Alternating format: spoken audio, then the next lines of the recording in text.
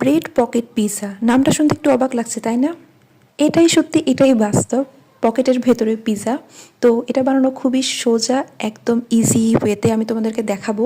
রমজানের স্পেশাল একটা আইটেম। তো চলো আমার সাথে তোমরাও স্টার্ট করো।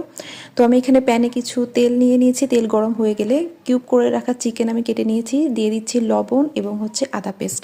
এটা দিয়ে একটু ভালো মতো ভেজে তোমরা দিয়ে দিবে অনিয়ন কুচি দিয়ে।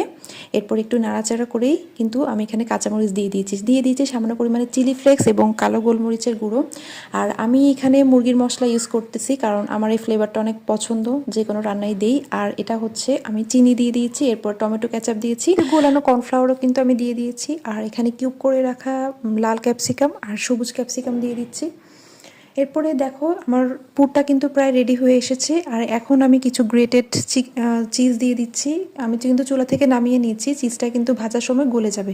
এখন দেখো কিছু ব্রেড নিয়ে নিয়েছি, সাইডটা আমি ভালো মতো কেটে নিব।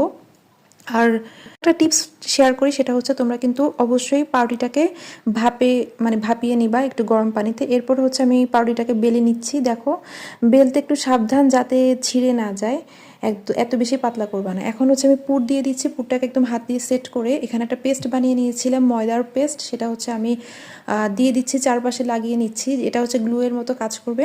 তো এরকম দেখতে পাচ্ছ ভাঁজটা কি সুন্দর করে আমি দিয়েছি, একটু সাবধানে আলতো হাতে পুরো মুখটা আমি বন্ধ করে দিব, কোনো জায়গায় যেন ফাঁকা না থাকে, কোনো সাইডে যেন ফাঁকা না থাকে। সেমভাবে আমি আরেকটা বানিয়ে নিচ্ছি। তো এই তো আমি পুরটাকে একটু হাত দিয়ে সেট করে জাস্ট হচ্ছে আমি আলতোভাবে হাত দিয়ে একটু চেপে চেপে সেট করে নিয়েছি, একদম বালিশের মতো লাগছে তাই না? তো দেখো আমার এগুলো সব রেডি। এখন আমি এটা কোটিং করব। কোটিং করার জন্য আমি এখানে ময়দার সাথে পানি গুলে নিয়েছি, আর সাথে নিয়েছি ব্রেড কাম। তো আমি ফার্স্টে হচ্ছে ময়দাতে চুবিয়ে দেন হচ্ছে ব্রেড কামে আমি হচ্ছে করে নিচ্ছি। আর ব্রেড কামটা আমি বাসায় রেডি করেছিলাম। তো রেসিপি লাগলে তোমরা অবশ্যই জানাবে। তো আমি এখানে ভালো করে কিন্তু কোট করে নিচ্ছি।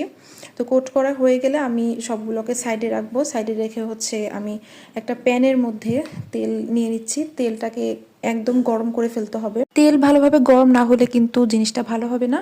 তো তেলটাকে ভালোভাবে গরম করে নিলে দেন হচ্ছে আস্তে আস্তে করে আমি একটা একটা করে রোল ছেড়ে দিচ্ছি। আর দেখো এখানে উল্টে পাল্টে ভেজে নিচ্ছি। তো ভাজা প্রায় কমপ্লিট, পুরোপুরি কমপ্লিট হয়ে গিয়েছে, কারণ কালারটা দেখে বুঝতে পারছি এরকম সুন্দর একটা কালার আসলেই কিন্তু তোমরা বুঝে ফেলবে এবং তখনই তোমরা তুলে নিবে। এই যে আমি এখন একটা সার্ভিং ডিশে সুন্দর করে সাজিয়ে নিয়েছি, কত সুন্দর লাগছে তাই না? আর একেবারে ক্রিস্পি হয়েছে।